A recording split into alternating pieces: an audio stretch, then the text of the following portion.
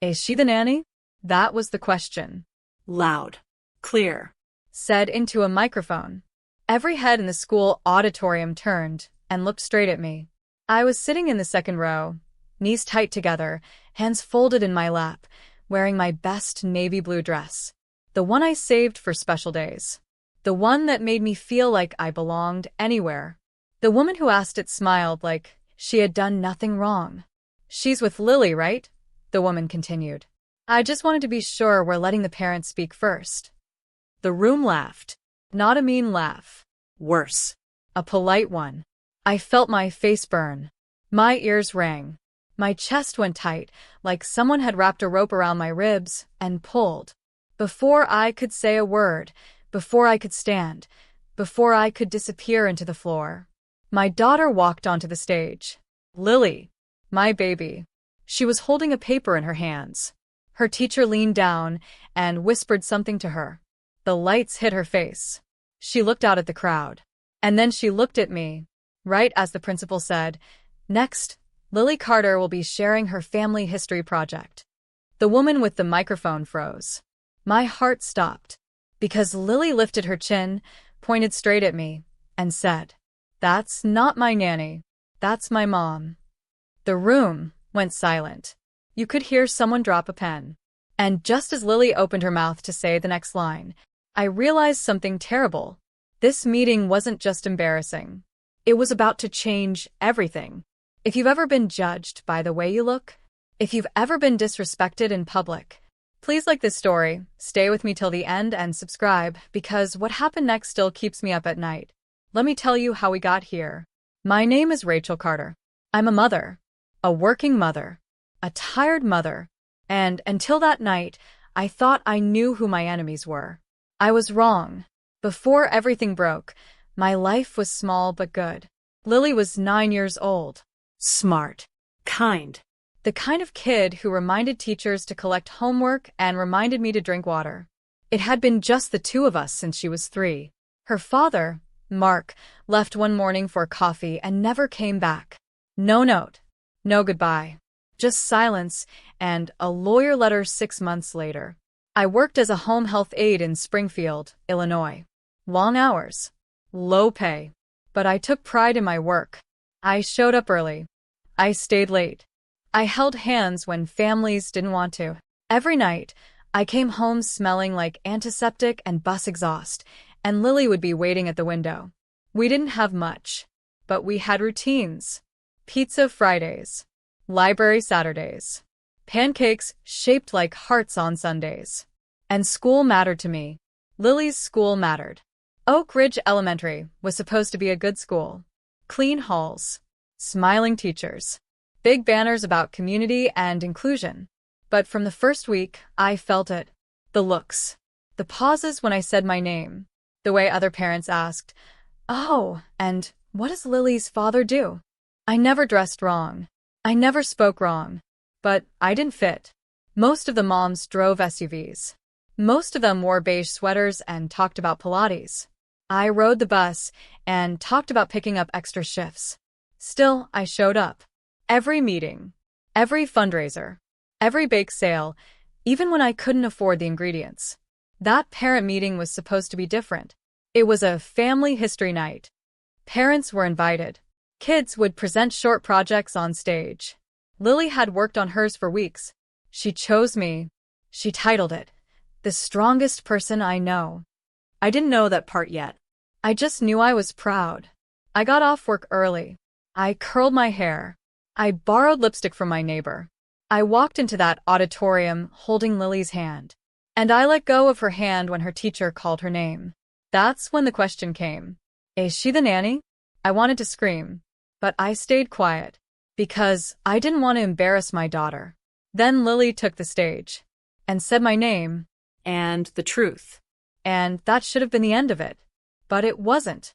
Because as Lily stood there, holding her paper, I noticed something else. 3 people had stepped out into the hallway. The woman with the microphone. The assistant principal. And a man I had never seen before, wearing a badge clipped to his belt. He was watching Lily like she was evidence. Then he looked at me. Not curious. Not confused. Suspicious. My phone buzzed in my purse. One message. From an unknown number. We need to speak with you immediately about your daughter. And before Lily could finish her first sentence, the auditorium doors opened.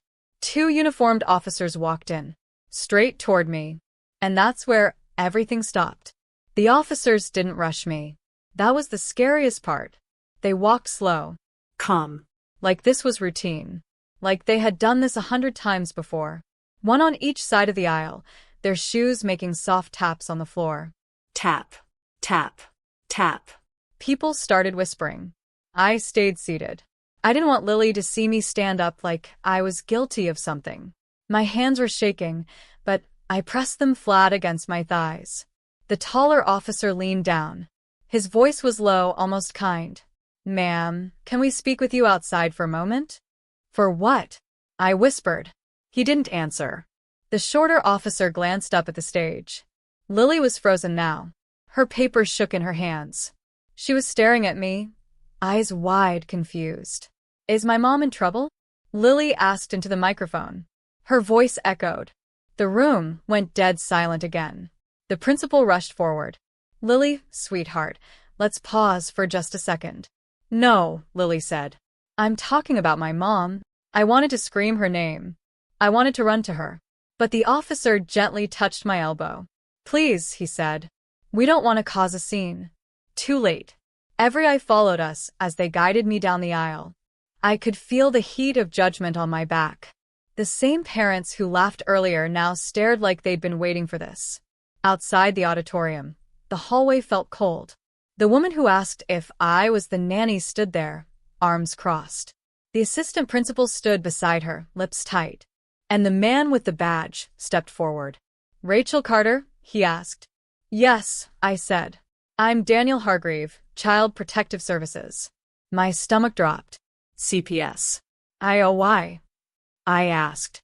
What's wrong? He didn't answer right away. He pulled out a clipboard. We received a report, he said slowly, about possible neglect. I laughed. It slipped out before I could stop it.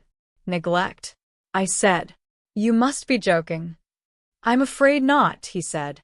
Who reported me? I asked. He glanced at the woman with the microphone. She didn't look at me. She expressed concern, he said, about whether you were Lily's legal guardian. My ears rang again. She thought I was the nanny, I said, because I don't look like her. No one corrected me. She also mentioned, he continued, that Lily often stays late at aftercare and that you work long hours. I work, I said, so my daughter can eat. And that you sometimes arrive in uniform, he added. Yes, I said louder, because I come straight from work. The assistant principal finally spoke. We just want what's best for Lily. That sentence. It always comes before something bad. I want to see my daughter, I said. Mr. Hargreave nodded. Of course. We'll all go back in together. When we walked back into the auditorium, the air felt thick. Lily was still on the stage. Her teacher stood beside her, one hand on her shoulder. Mom, Lily said when she saw me. What's happening? Nothing, baby, I said, forcing a smile. Just a misunderstanding. Mr. Hargreave stepped onto the stage. I'm sorry to interrupt, he said to the crowd, but we're going to end tonight's presentation early. Murmurs spread. We will be following up with the Carter family, he added. Family. I held on to that word. The meeting ended in chaos. Parents whispered. Kids tugged at sleeves. I grabbed Lily's backpack, and we walked out together. In the parking lot, Lily climbed into the car and buckled herself like always. She was quiet. Too quiet. Did I do something wrong? She finally asked. No, I said quickly. Never. You were perfect. Then why did they look at you like that? I didn't know how to answer. That night, I barely slept. Every sound outside made me sit up. Every car passing made my heart race. The next morning, there was a knock at the door.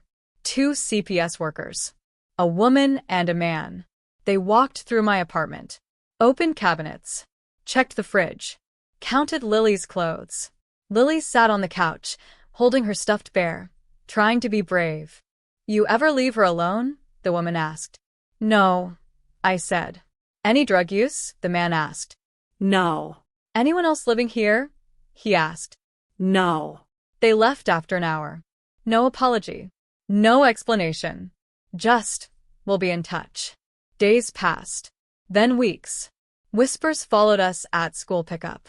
Parents stopped talking when I walked by. Lily stopped getting invited to birthday parties.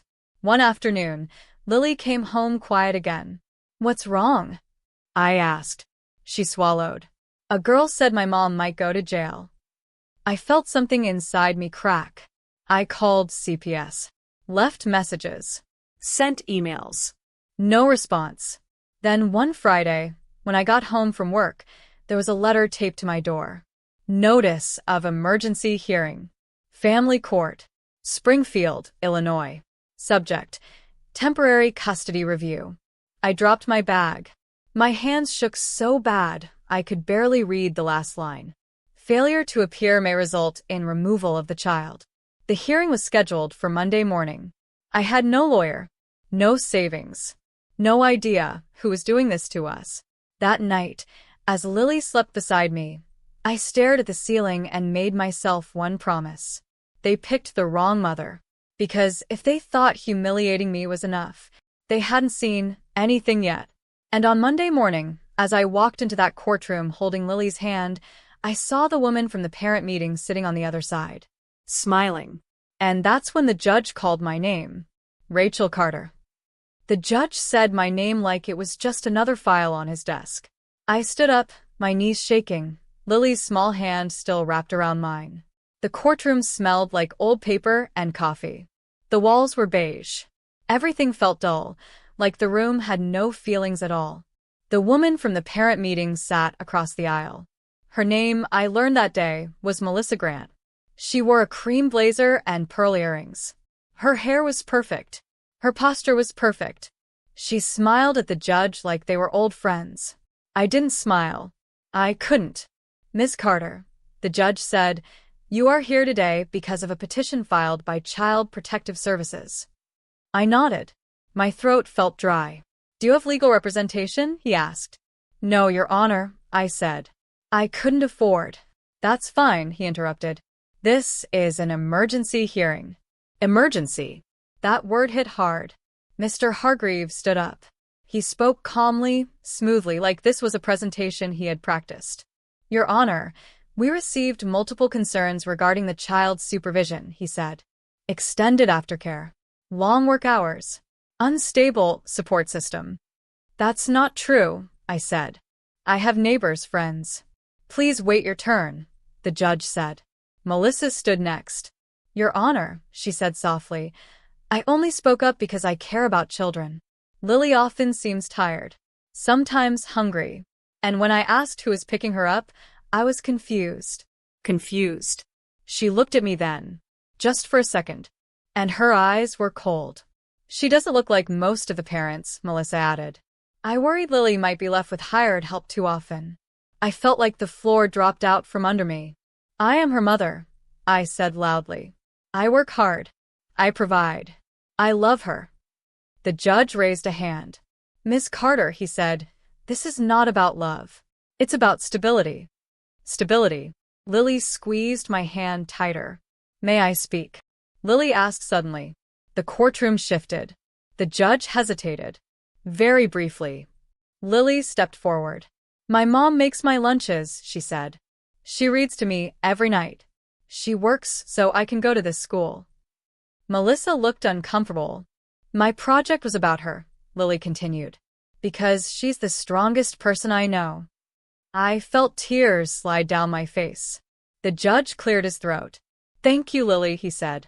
You may sit. He looked down at his papers again. Given the concerns, he said slowly, and pending a full investigation, I am ordering temporary placement. Temporary. That word echoed. With a licensed foster family, he finished. I stopped breathing. No, I said. No, please. Lily turned to me, panic on her face. Mom, she cried. What does that mean? It means, Mr. Hargreaves said gently, that Lily will stay with another family for a short time. I grabbed the table to stay upright. This is wrong, I said. I haven't done anything wrong. The judge's voice was firm now. This court is acting in the child's best interest. Two deputies stepped forward. Please, I begged. At least let her stay with me tonight. The judge shook his head. Lily started screaming. She wrapped her arms around my waist. Don't let them take me. I held her like my life depended on it. The deputies pried her fingers away. Slowly, carefully, Cruelly. her screams filled the room. Parents outside stared. Melissa looked away. As they carried Lily toward the door, she reached for me. Mom. I ran after her. A deputy blocked me. Ma'am, he said, step back. I'm her mother. I screamed. He grabbed my arm. Hard. Ma'am, stop resisting. I'm not resisting. I yelled. I'm begging. The room blurred. I felt hands on my shoulders. I felt cold metal close around my wrists. Handcuffs. Gasps echoed through the courtroom. Lily watched from the doorway, tears streaming down her face as they pushed me back. Mom, she cried one last time. And then the doors closed, and I was standing there cuffed, alone. As the judge called for order and the deputy said the words that shattered what was left of me. Rachel Carter, you are under arrest for disorderly conduct in a court of law. The holding cell was colder than I expected. Not freezing, just cold enough to make you feel small. They took my shoelaces, my belt, my dignity. Then they shut the door with a sound that echoed inside my chest. I sat on a metal bench with my hands still shaking, staring at the gray wall like it might explain how my life had fallen apart in less than an hour. Disorderly conduct. That's what they wrote. Not grieving mother. Not panicked parent. Just disorderly. After what felt like forever, a female officer opened the door. You can make one call, she said. My fingers were numb as I dialed the only number I knew by heart. My sister, Angela. She answered on the second ring. Rachel, she said. What's wrong? They took Lily, I said. Silence. Then, what do you mean took? I told her everything. The meeting. Melissa. CPS. The courtroom. The cuffs. By the time I finished, I was crying so hard I could barely breathe. I'm coming, Angela said. I'll get a lawyer. I promise. They released me that evening. I walked out of the station alone. No child to hold my hand. No backpack slapping against my leg. Just quiet. My apartment felt wrong without Lily. Too quiet. Too empty. Her shoes were by the door. Her homework sat on the table. Her bed still smelled like her shampoo. I slept on the floor beside her bed that night. The next few days were a blur. Court dates. Paperwork. Forms I didn't understand. Questions that felt like traps. Why don't you have family support? Why didn't you choose a job with fewer hours? Why does your daughter attend aftercare so often? Every answer felt like another mark against me. Angela helped when she could, but she lived 2 hours away and had kids of her own. I hired a public defender. He was kind, tired, honest. This system moves fast, he told me, and it doesn't favor people without money. Asked where Lily was. A licensed foster home, he said.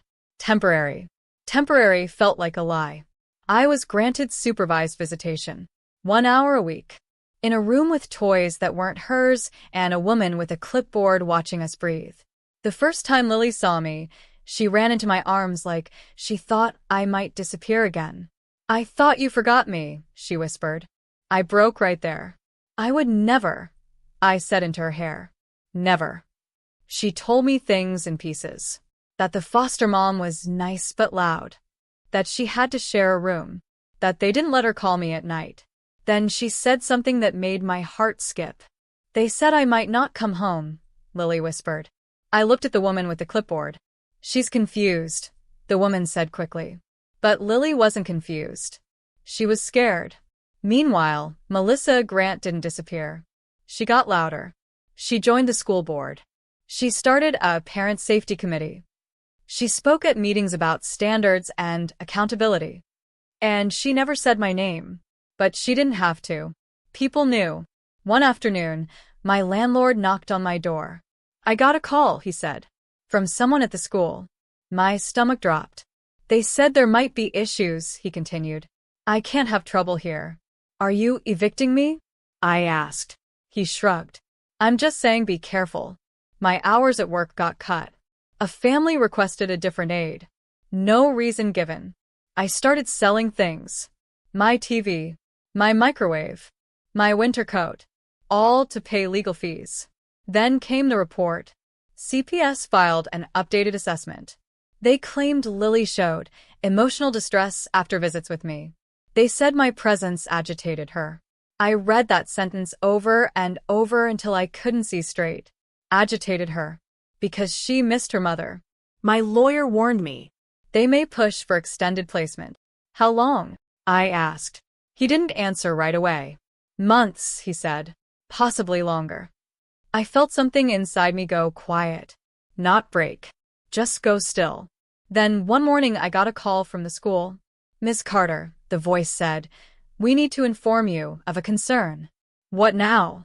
I asked. There was an incident involving Lily, the woman said carefully. My heart started pounding. She told a teacher she wants to come home, the woman continued. I laughed. A sharp, broken sound. And? I asked. And, she said, Melissa Grant has filed a formal complaint. My hands went cold. About what? She hesitated. She claims you are manipulating Lily emotionally, the woman said. And that continued contact may be harmful. I dropped the phone. By the time I picked it up again, the call had ended. An hour later, there was an email from my lawyer. Emergency motion filed. Request to suspend visitation. I couldn't breathe. They weren't just taking my child. They were erasing me. That night, I drove past Oak Ridge Elementary. The lights were on in the auditorium. Another meeting. Another microphone. Another room full of parents who thought they knew everything. I sat in my car and watched Melissa Grant walk in, smiling, confident, like she had already won. And that's when my phone buzzed. One new message. From an unknown number. If you fight this, you'll lose her forever. Stop now. I stared at the screen, my hands shaking, as another message appeared. Next step. Termination of parental rights. I didn't reply to the message. I didn't cry. I didn't scream. I sat in my car across from Oak Ridge Elementary and felt something settle into place inside me, clear, sharp, unafraid.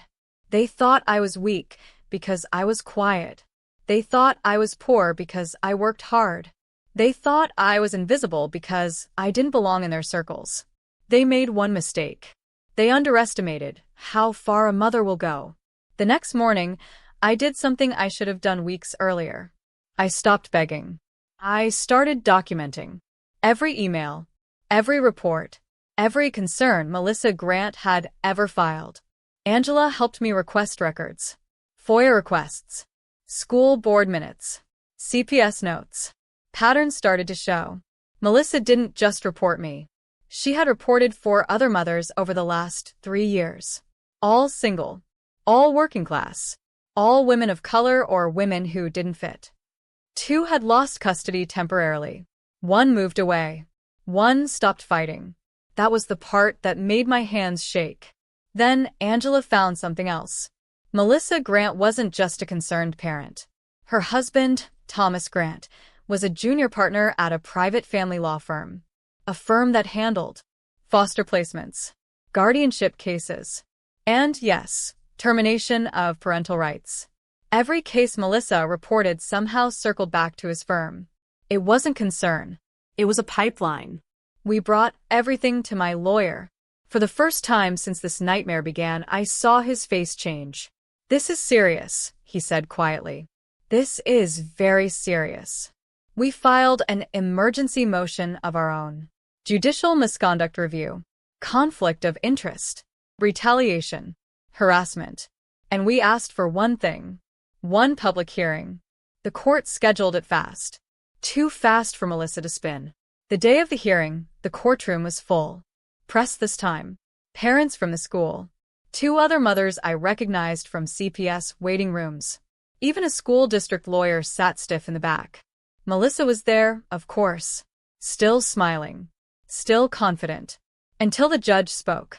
This court has reviewed new evidence, he said, including documentation that raises concerns about abuse of process.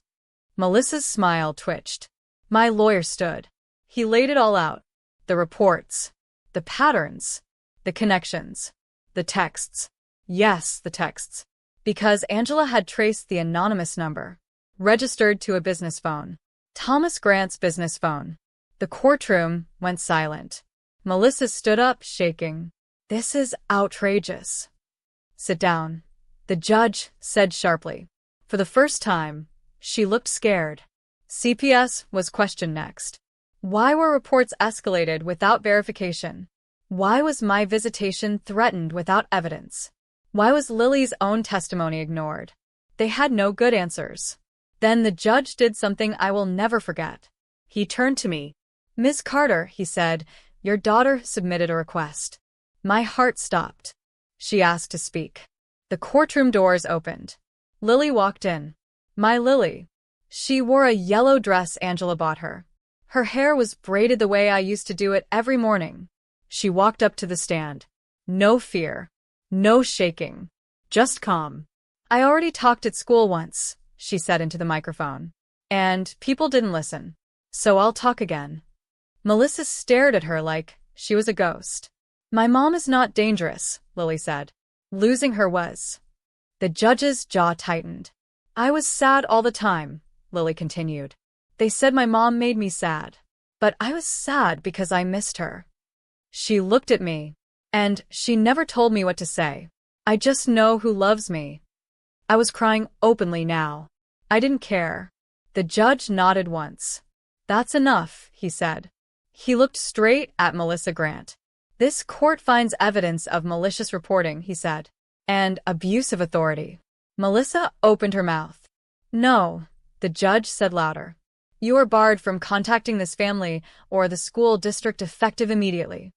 Her husband stood up. Your Honor. Sit down, the judge snapped. Or you'll join her. Then he turned to CPS. This court orders immediate reunification. I gasped. Effective today, he added. I didn't hear anything else. Lily ran to me. I dropped to my knees and caught her just in time. She wrapped herself around my neck like she was afraid the world might try again. We held each other while the courtroom buzzed.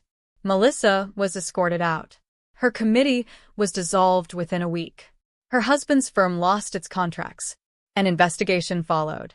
Charges came later. As for Oak Ridge Elementary, they asked me to speak. At a parent meeting. Same auditorium. Same microphone. I stood on that stage, holding Lily's hand. And I looked out at the room that once laughed at me. I was asked if I was the nanny. I said calmly. Tonight, I'm here as a mother. No one laughed. They listened. Because this time, they had no choice.